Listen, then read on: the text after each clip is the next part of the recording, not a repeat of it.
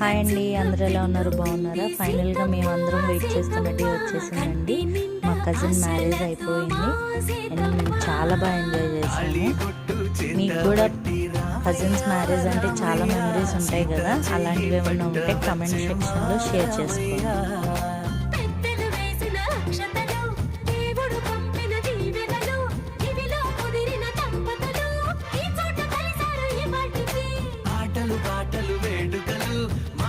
మాటలు అల్లరులు తీయని గుర్తుల కానుకలు వెన్నంటి ఉంటాయి వెయ్యేళ్ళకి.